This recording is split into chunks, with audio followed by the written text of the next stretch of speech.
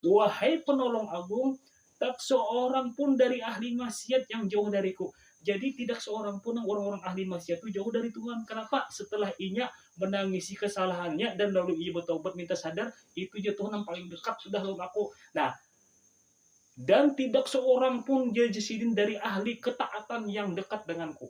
Nah, aku mengatakan, ya, kan paham yang gitu.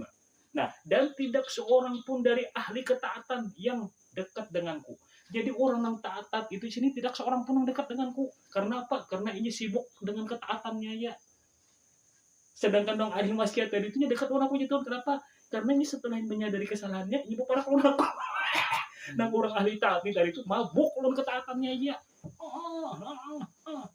Bahkan nih orang yang ahli nang kayak ini dirinya seorang yang menjadi hijab belum Tuhan. Ngeri banget kali ini. Kurang memahami. Nah, bila seseorang dekat denganku, maka ia adalah dari kalangan maksiat. Nah, karena mereka memiliki kekurangan dan penyesalan. Tuh, Ikam.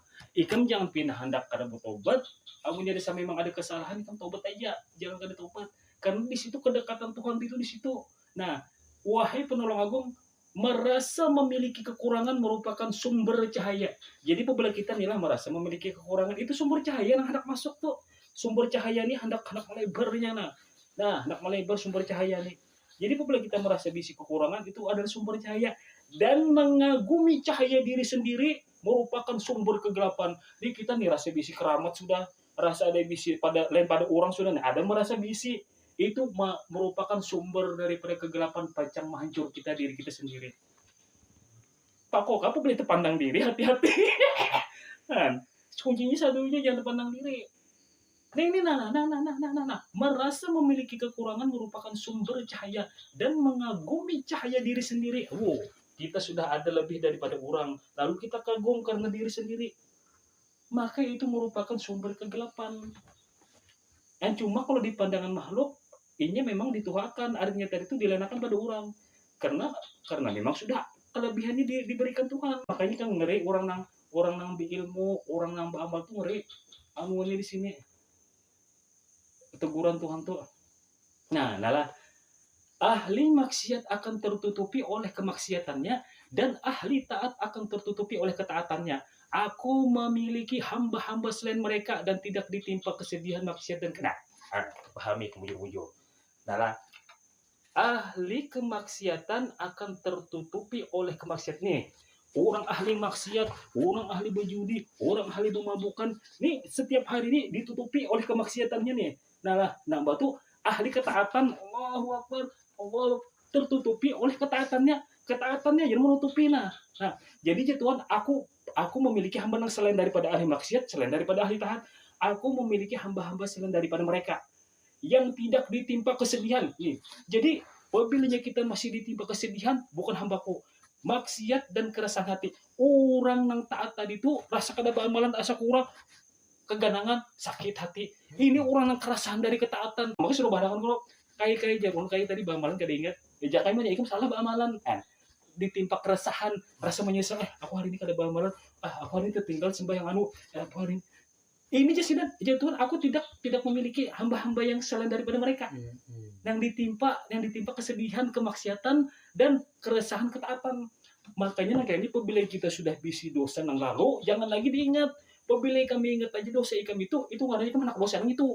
Pahamannya ke situ. Jadi apabila ikam bisi dosa, riwayat-riwayat yang lalu tadi itu jangan lagi diingat. Nang ikam ingat akan dia Tuhan aku. Apabila ikam sudah ingat aku, nang itu hilang. Pahamannya makanya itu. Jadi kan jangan takutan nang dosa-dosa nang lalu ikam nang bahari itu yang takutan. Di sini ada jadi telaskan Tuhan.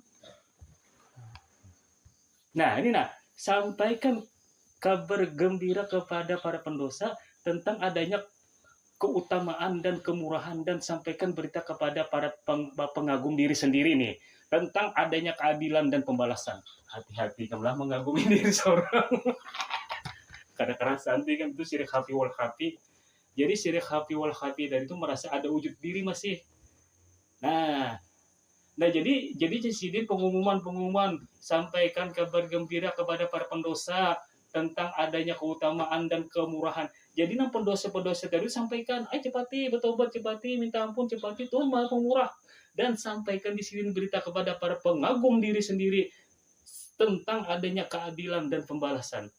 Hati-hati. Jadi apabila pahamannya dari itu, apabila kita masih mengagumi akan kelebihan yang diberikan Tuhan kepada diri kita dari itu, kita mengagumi tanpa sadar kita, lalu kita dari itu masih ada ketinggalan keadilan dan pembalasan dalam Tuhan. Itu ya kemungkinan ku hitung. Makanya ini kada sempurna nggak mereka. Ada ketinggalan tuh, mungkin kita nih, ayam. Nah ini nah cara. Nah, ahli ketaatan selalu mengingat kenikmatannya ya kalau ahli ketaatan itu pastinya kenikmatannya diingatnya, dan ahli maksiat selalu mengingat yang maha pengasih. Kenapa inya hendak bertobat? Jadi aku dekat dengan pelaku maksiat setelah ia berhenti setelah ia berhenti dari maksiatnya. Aku jauh dari orang yang taat setelah ia berhenti dari ketaatannya. Hati-hati.